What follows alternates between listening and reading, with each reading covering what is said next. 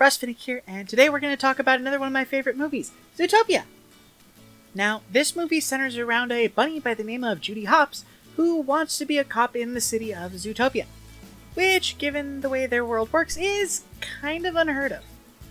However, she goes the distance and manages to become the first bunny cop in the ZPD, which stands for Zootopia Police Department, by the way. From the start, she faces adversity from every angle, from her parents trying at every turn to convince her not to follow her dreams, to the academy instructor telling her to quit, and even her boss when she becomes a cop, settling her with a parking enforcement role and telling her that she's not a cop but a meter maid. It's through moments like these that the movie tackles some pretty heavy subjects, like discrimination and racism, depression, and even the stress that social norms can put on a person. The entire movie is filled with moments like these, and while it is a kids' movie, a lot of adults will appreciate the fact that it actually touches on these subjects.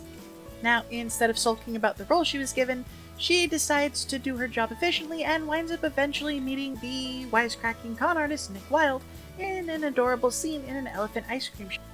Now, Nick's character is actually one I could go on and on about, from the fact that he was abused as a child, not by his parents, but by people that were supposed to be his friends, to the absolutely heartbreaking way he thinks about society as a whole. He is an absolutely adorable character, but he also comes off as a little broken, which makes him seem all the more real.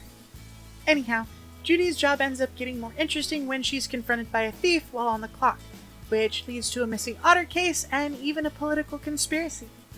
And while the main story is exciting, it's not actually what I focused on when I watched it.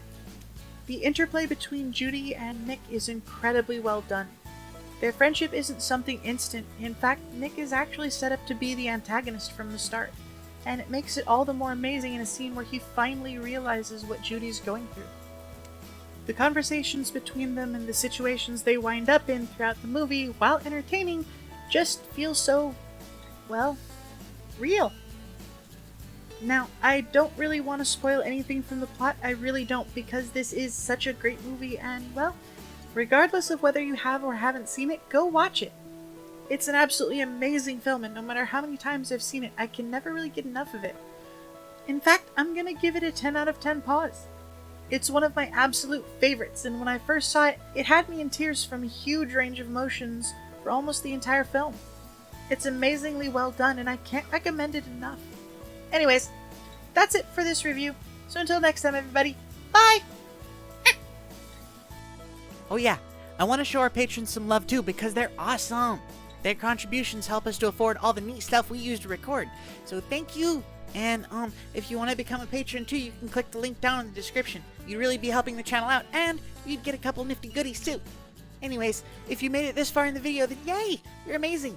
By the way, subscribe. Please don't make a foxy bag.